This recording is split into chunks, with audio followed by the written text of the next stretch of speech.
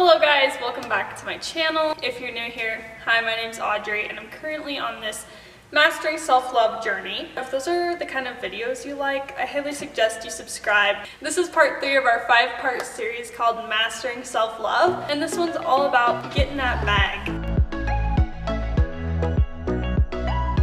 This video is going to be all about saving your money, different kinds of bank accounts, different kinds of investments like real estate and the stock market. Just a little background on me. I'm not like rich or anything, like rich to my standards, but I do feel like I am very financially independent. It's a bunch of things that I did when I was younger that set me up for financial success at the young, ripe age of 21. I started working when I was pretty young. My parents owned a business from 4 all the way to 20. So I started working really young, like 13 if we're being honest, just doing like random little tasks. When I was 14, I started my first waitressing job, and I kept a serving job all the way until I was 17. I learned a lot in the food service industry. I feel like it really set me up for success when it comes to talking to people. But one of the main things I did when I was working a server job was I would save all my cash tips. Like literally, if I was working a whole summer as a server, I would save all the cash tips I had, put them in like a little box, and when the end of the summer came around before I started school again, I would go cash it all in. So what this did was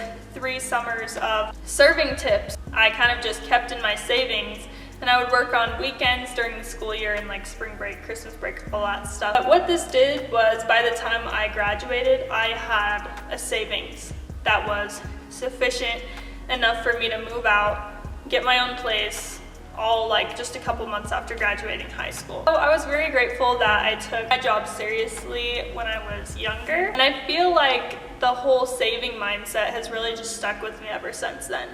Because money does add up. Like if you put it away, it will add up. And so kind of the principle that I go by now is every paycheck I make, I put straight into savings. And I know this might be controversial and a lot of people might not agree with this, but when I do need money to pay my mortgage or my car payment, I'll transfer it out of savings into my checking account.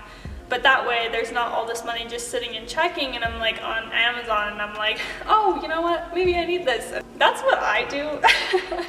Also, if you guys see this, it's a black eye. Okay, I dropped a 10-pound plate on myself in the gym. Basically, that's how I started saving money, and I am really good at saving money, like to this day. And so probably one of my biggest flexes. So bank accounts, I kind of already touched on this, but I had a checking and a savings account.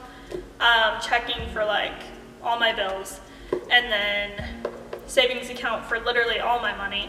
I am a realtor though, so I do have a separate tax account. So I put 25% of each paycheck into my tax account, so I'm able to pay taxes at the end of the year. Side hustles.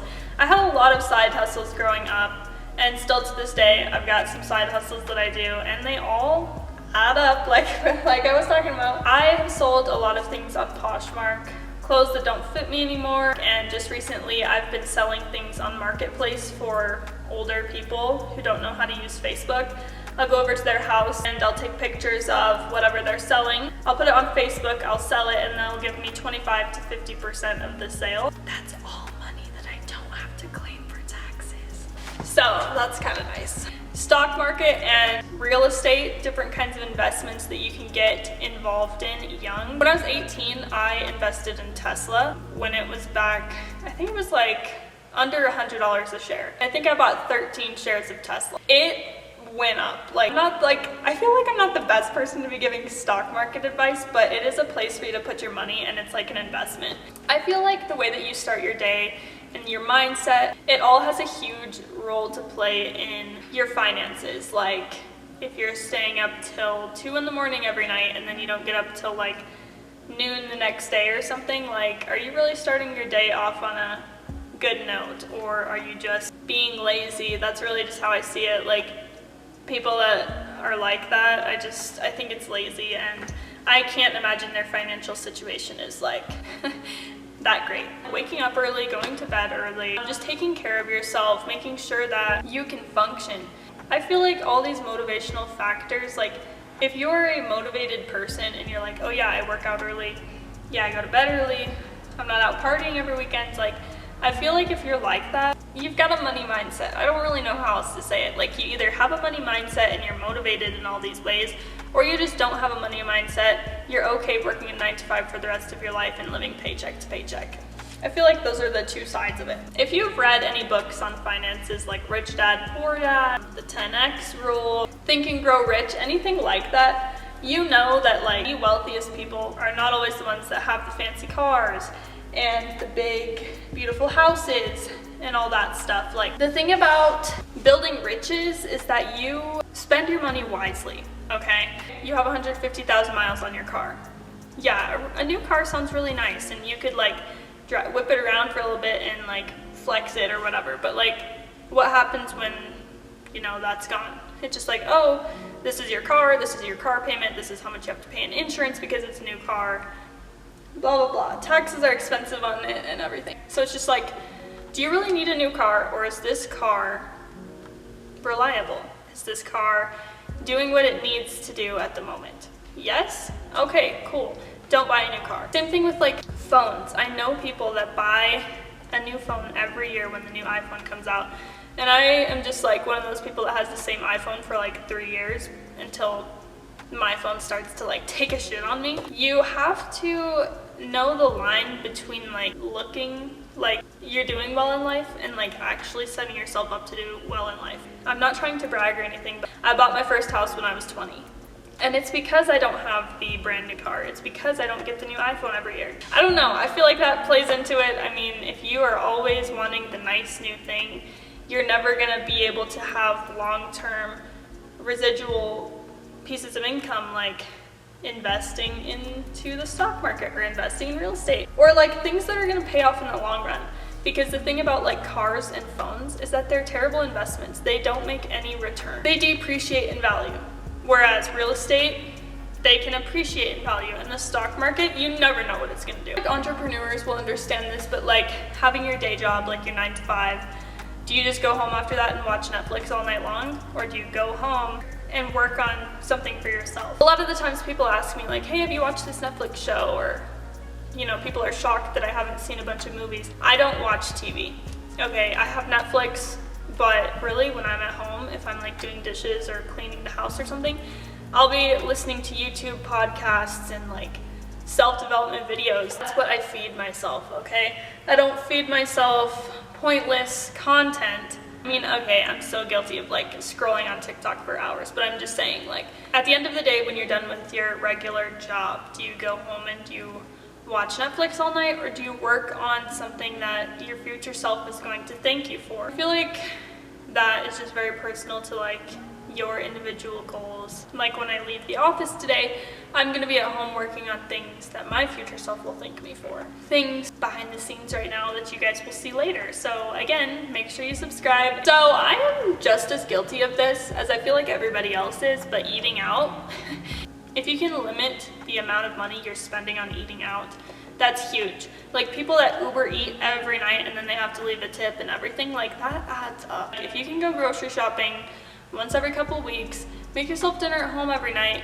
Yeah, maybe if what you really want is to go out on the weekends and have like dinner with your friends, then cool, do that. But like every night, that's so excessive and it's such a strain on your bank account. I feel like having a clean space is really important when it comes to like a money mindset and like being financially stable and independent. This goes back to the whole mindset piece of things, but like if you have a messy space, your mind is messy and your mind is cluttered just like your space is cluttered. And if you can keep your space clean, your brain will be clean, like organized, you know what I'm saying? And you will be able to think straight. You won't be like, oh my gosh, I can't focus because the dishes aren't done or like whatever it is. I feel like people who have their shit together have a clean space. It's just different for every person though. Like I know I can be better, I want to be better, I want more for my life than like what I already have, but the way to attain that is to be grateful for what you already have, because when you're grateful for what you have, God will bless you with more things to be grateful for. This is my opinion on money, and this is the mindset that has gotten me where I'm at right now in my life financially. You either want to make a lot of money and save a lot of money so you can have like a great life, or you're just okay with like 90% of America who goes to work, works a 9 to 5, goes home, watches Netflix, does it all over the next day.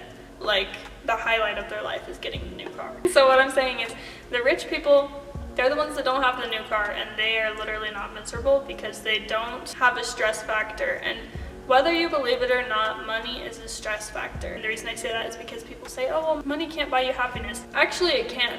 You could be married. You could be at home with your kids, but like, what's going on behind closed doors? Okay, your marriage is struggling because you're struggling with finances. It's stress. Oh, I feel like money can buy you happiness. Yeah, but I'm not talking about like the car and stuff. I'm talking about just not having the stress of not being financially okay. This is why people live paycheck to paycheck, because they have no self-control.